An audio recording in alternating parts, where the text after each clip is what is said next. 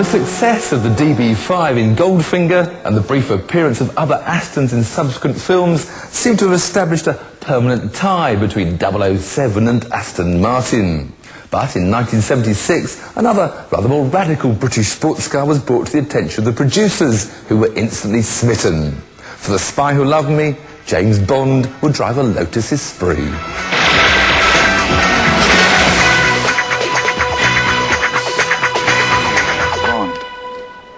James Bond.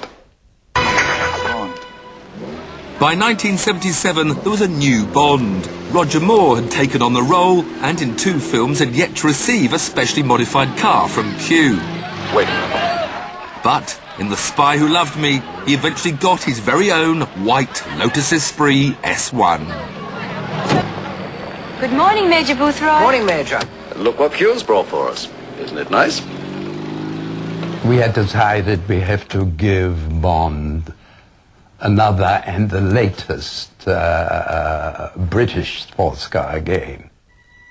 Legend has it that Lotus chairman Colin Chapman was tipped off that a new 007 car was being sought, and so had one of the very first Esprits parked outside the Bond production offices. The producers spotted it and were instantly smitten. Colin Chapman was wonderful, because he said, you know, if there's any backup, I've got the plane, mechanics. People went out there to look after it, you know, because they were quite sophisticated cars, you know. They were 4-cylinder but turbocharged, and they wanted looking after. One day I was invited into the chairman's office and said and told, you're visiting Sardinia for 3 weeks and you're taking 2 cars down there and you're going to be helping the latest James Bond film.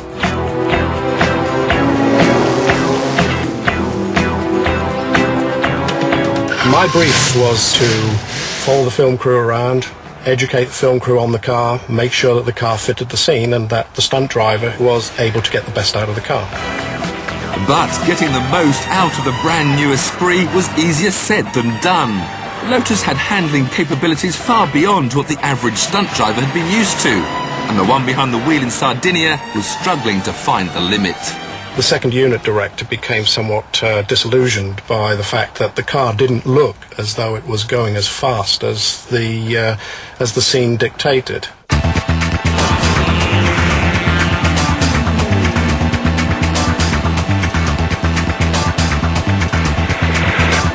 By some fluke or accident, whatever you like to call it, I happened to drive the car when the second unit director was getting particularly upset, and just drove the car as it could be driven, and he said, "That's how I want the car driven."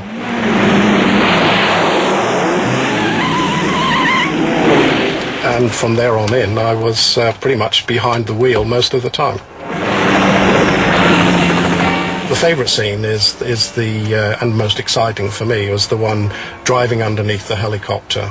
I had to round a corner as fast as the car could go, lots of explosions going on around me, and then in front of me was the helicopter pointing at me, and closed my eyes and went underneath it.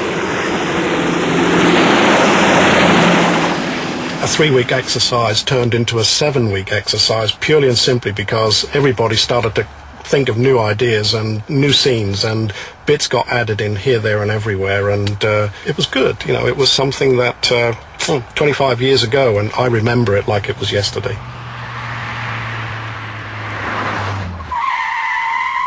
Good though the driving was in The Spy Who Loved Me. Mention James Bond's white Lotus Esprit to most people, and they'll immediately think of just one thing. Can you swim?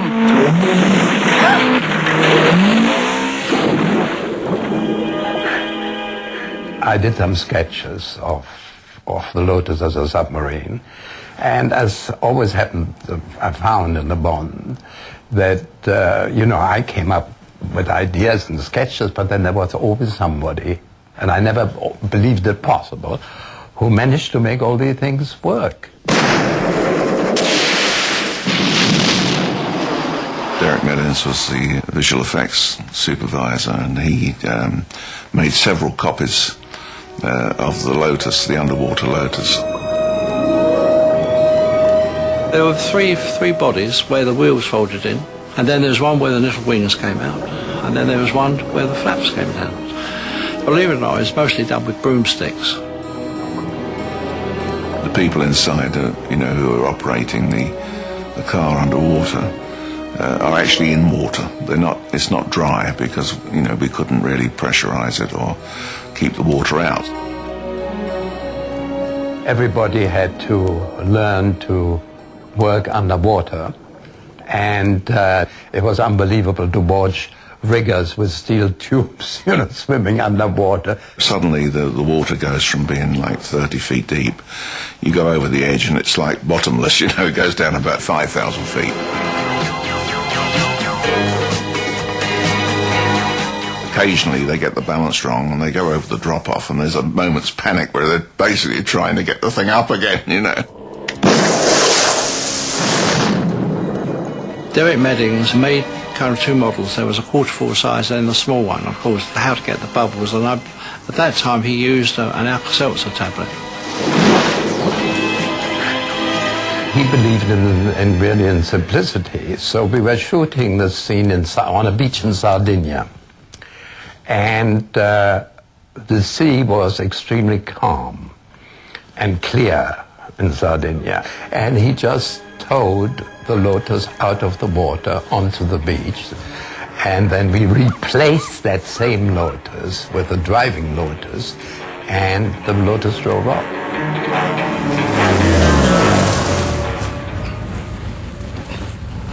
The Lotus was the only car during the Roger Moore era to be supplied by Q.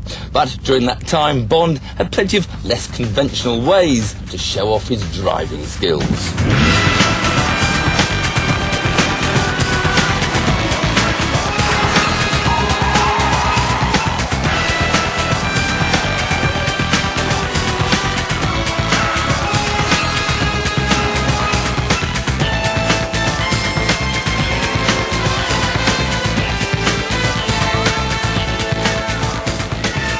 The Spy Who Loved Me was a great success, and the role of the Esprit certainly one of its highlights.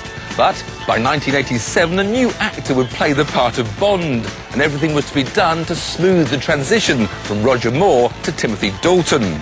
The choice of a new Bond car was hugely significant. Right, bring it down slowly, gently now. Morning, Q. Oh, morning, Gabler. The most difficult thing to do is to introduce a new James Bond. And when Timothy Dalton came along, it was very important that we went back to the roots of Bond. And one of the fantastic things about Bond is the Aston Martin.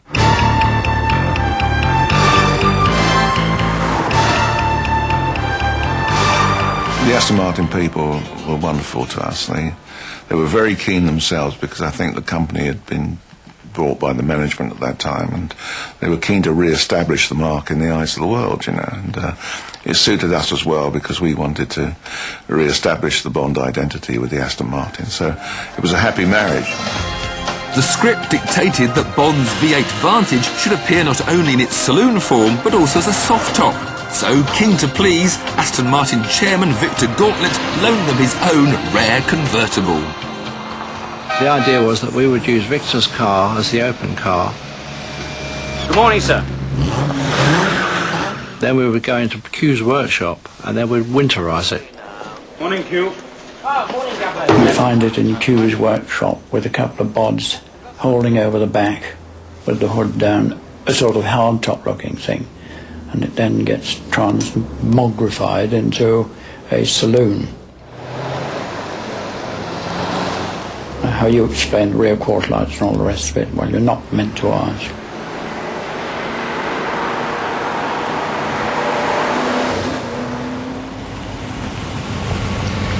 It had now been 10 years since Bond fans had been able to watch Q talk 007 through the latest gadgets on a new car.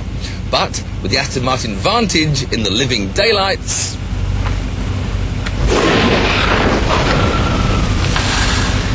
the wait was finally over.